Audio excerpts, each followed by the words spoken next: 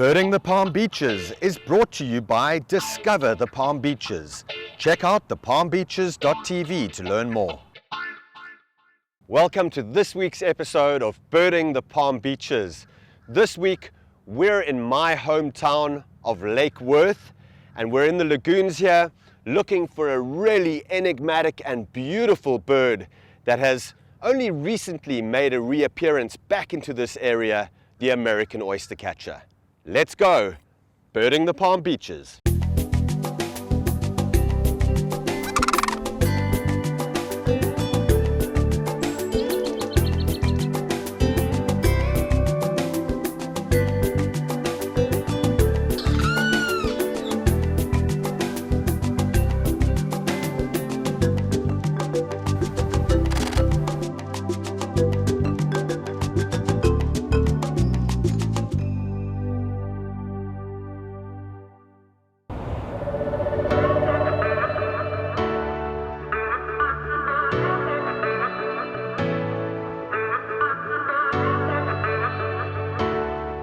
Palm Beach County is one of the largest and most eco-diverse counties in all of Florida, and the Palm Beaches are a paradise of never-ending outdoor activities and things to do and see.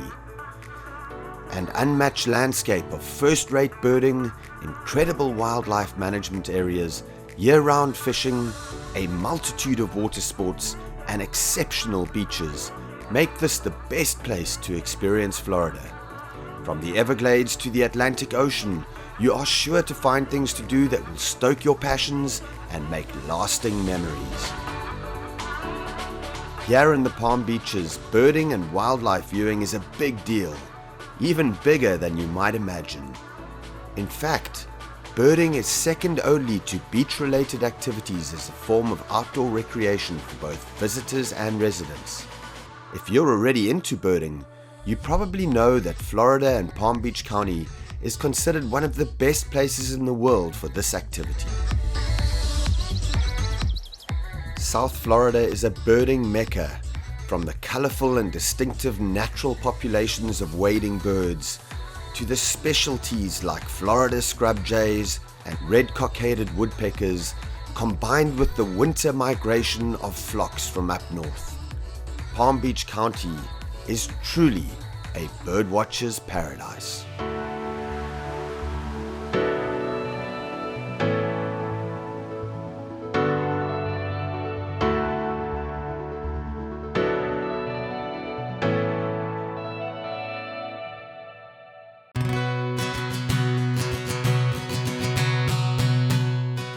This morning I'm here with Benji Stoot from Environmental Resources Management. And guess what? It's Natural Areas Week. We're here in Lake Worth on the Intracoastal, and we're going to head out in the kayaks. Tell us what's so special about Natural Areas Week.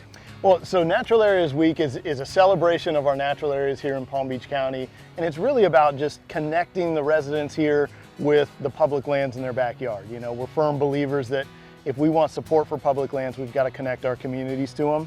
And that's what Natural Areas Week is all about. So we're packing 23 events into 1 week. We've got things like paddle tours where we're gonna go out and paddle around Snook Island's natural area, but we've got astronomy events, photography workshops, gopher tortoise hikes, hikes with our fire manager.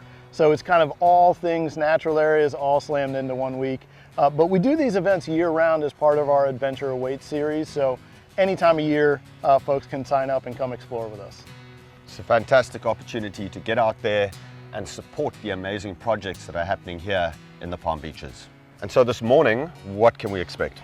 All right, so we're paddling Snook Island's natural area, and this is one of these restoration projects that we've been doing in Lake Worth Lagoon. We're gonna show people all of the restoration of mangrove habitat, oyster reefs, seagrasses, and hopefully, we've already done one tour, and we got to see the American oyster catcher, which has now been breeding after we started restoration for 17 straight years.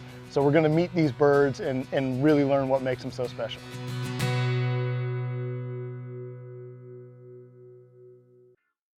Birding the Palm Beaches is brought to you by Discover the Palm Beaches. Check out thepalmbeaches.tv to learn more.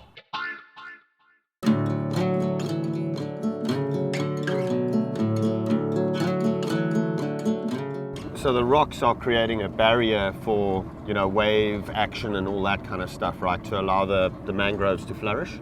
Exactly. So, you know, the whole concept is we have a lot of things that are going on. So a lot of human-based things that are causing boat wakes. So the idea is that they build these riprap walls to protect the mangroves, hold in that sediment, and then give the mangroves an opportunity to grab sediment and build a base layer basically for future growth. And then once that process has taken place, then it kind of looks after itself, right?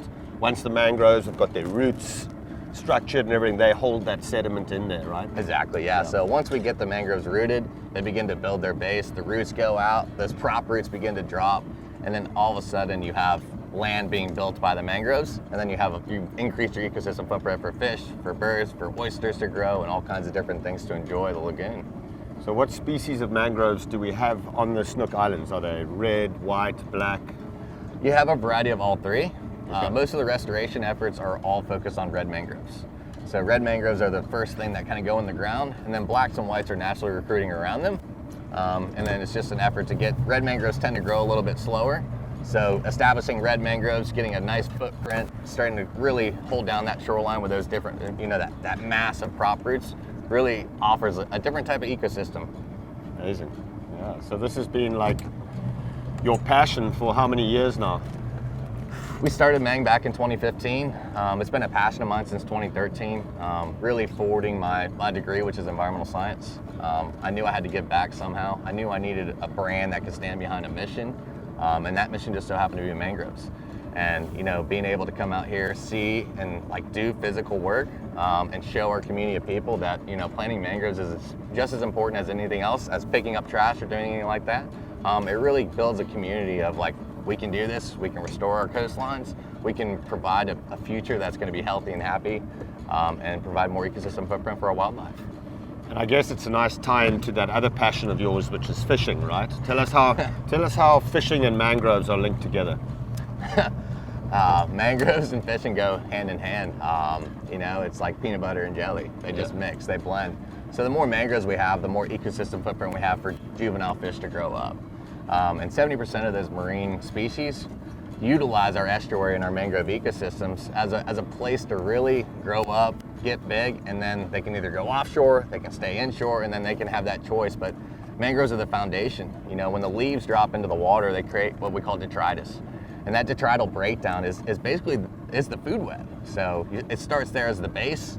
You have oysters, which are helping to clean and filter water.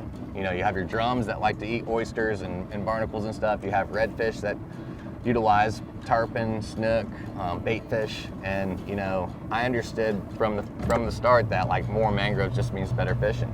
You know, there's nothing like going up a creek into the middle of nowhere and getting into your own oasis where no one's around and you get to enjoy nature as it's supposed to be. Yeah, and it's those oysters that are a draw card for the species which we're targeting this week, the American oyster catcher.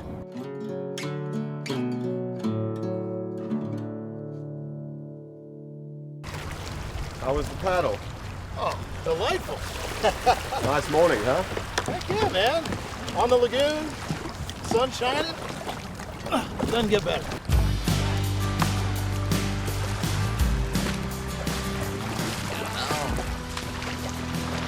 So welcome to Snook Island's natural area.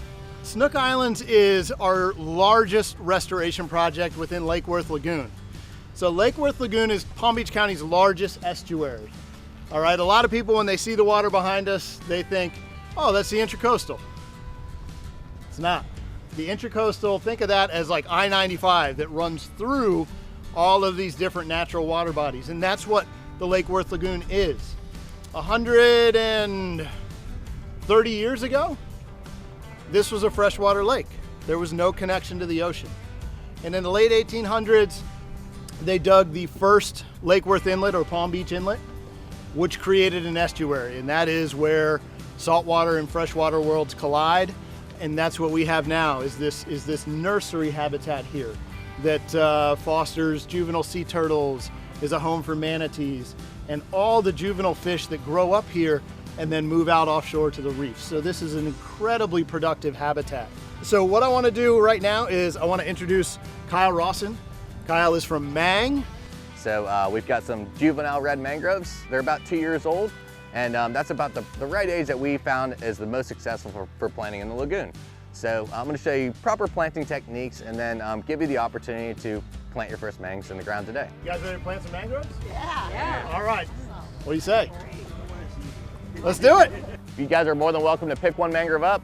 If we want a couple of people that want to dig some holes, we got some post hole diggers here. I'm going to bring each of you guys to your locations where I want you to plant. So some of you are going to be planting in the water because we don't have as much space as we need, but we'll make do and we'll make sure we get it done, all right? So the next hole can go right here. Whoever wants to step on up and do that one. And then we're going to keep just coming along the fringe here. We'll do one just about right here. Whoever wants to do the next one here. All right, got that? It's gonna fill in on itself a little bit, so you just have to keep pushing on it. All right, we're gonna come up right in the fringe here, right in between these two nice mangroves. All right, so you got one there. All right, and I'll take you down here. Keep coming, follow me this way. I'm gonna keep showing everyone where they're gonna plant their mangroves, all right? We're gonna actually do one more right up behind this gentleman up in here. Think about a natural ecosystem. We don't like things in straight lines, so be very random with your planting. Have fun with it. Volunteers down here. Perfect, thank you so much. And then just pack that soil down ever so lightly. Make sure that mangrove's standing upright and straight, and she'll be good to go and make her journey through the lagoon. I mean, this is what it's all about, getting the community invested in restoration.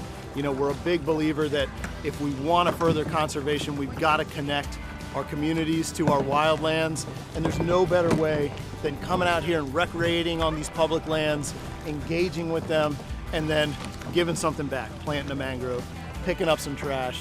There's no better way to connect to the environment.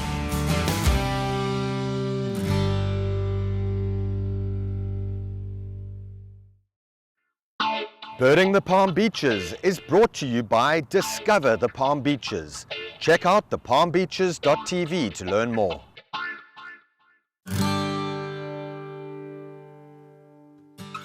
Just spotted a pair of oyster catchers together.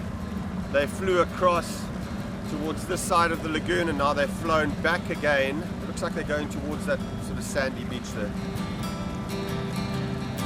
Yeah, so the oyster catchers flew in behind the bend and it looks like they're on the back side of this island. And we're gonna troll our way right in here as quiet as we can to see if we can't sneak up on them. When I was growing up, these oyster catchers weren't in the lagoon, you know, and then Palm Beach County started building these islands. And almost instantly, once that habitat was there, the birds started coming back. The spit comes out right here, and I think they might be just on the other side here because I didn't see them fly past, and we saw them kind of scoot in right in here. And it's just so cool to see when you build an island out and you start to plant, and then you start to see the birds really enjoy the habitat. You know, like it's just a playground, like for us. It's the same thing to them. This is their playground, and they get to enjoy it every day. And it's just a fascinating thing when you get the opportunity to restore coastlines and see animals enjoy it. Oh yeah. Beautiful. So we've got a couple of ruddy turnstones here, and we've got one of the oyster catchers here, and it's actually feeding right now. What beautiful birds. God damn it. I think this oyster catcher may be getting ready to nest. This is the time of the year when they will start nesting. Early spring, they'll start doing this amazing courtship display, and they'll walk up next to each other on the bank and they'll do this piping call to one another, and then they'll nest in a scrape on the ground. Very simple nest, generally higher up, and they love these islands because they're free of predators. They're surrounded 360 degrees by water, and so amazing safety for them. Sort of a natural barrier against predators. You can see that one is actually feeding right now on the edge. And what oyster catchers will do is they're very strategic in how they feed, and they'll take that long orange bill, they'll shove it look for an oyster that's partially open in the water, and they'll shove that bill right in, and they actually snip the muscle that allows the oyster to close. And once they've snipped that muscle, then they can get at the delicious raw bar inside. Look at that, magnificent birds. And that bill is incredibly powerful, and they feed almost entirely on bivalve mollusks.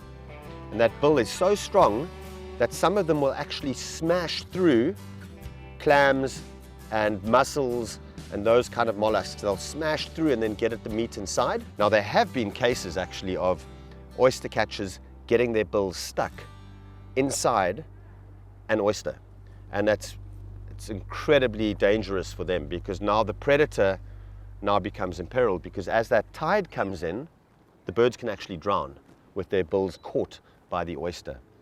So very unique feeding strategy, one of the few birds in the world that can actually feed on oysters and clams and bivalve mussels. Awesome.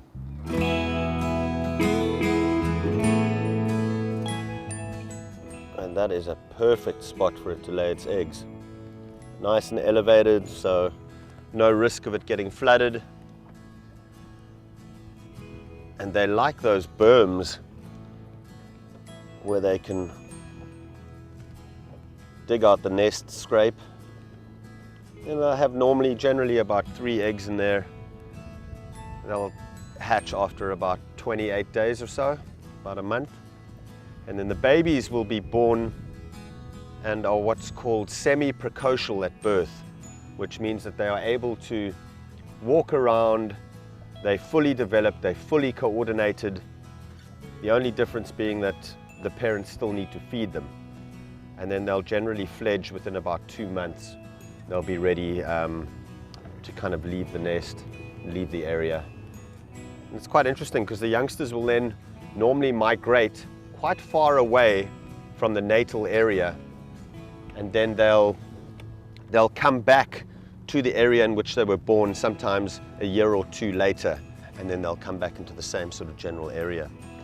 They're really interesting birds, and there's about 12 species of oyster catchers worldwide. We have 2 in the United States.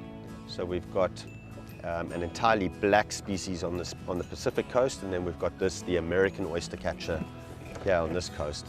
There's about several thousand pairs of oyster catchers, so they're not really plentiful because they require this really specific habitat, and they are monogamous, so pairs will generally stick together for several seasons or more, and very site faithful and very faithful to their partners. You'll often find oyster catchers together for that exact reason. Such beautiful birds, and you know, they will hybridize with the Pacific species, with the black oyster catcher, and then you'll get this kind of mix between the black oyster catcher or the melanistic type and then the American oyster catcher, which has got that nice white belly.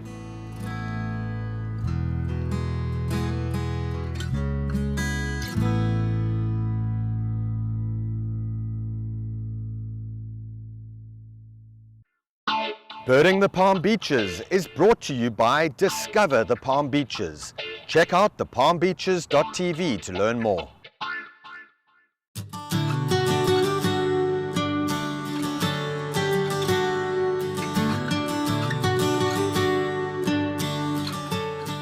We've just pulled up onto the island here, and we don't want to disturb these birds, so we're going to go around the back of the island and see if we can get some nice close-ups with the scope. Just go around the back side.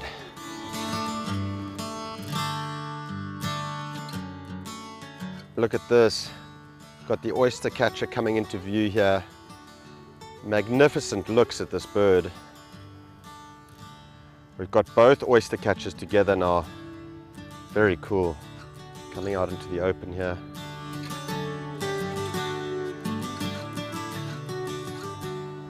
When I first came to Palm Beach County, 12, almost 15 years ago, there were no American oyster catchers here, and just shortly after I arrived, and as they had done the first of these islands here in Lake Worth, that the first pair of American oyster catchers came here. So it's great to show that, you provide the habitat, the birds will come back.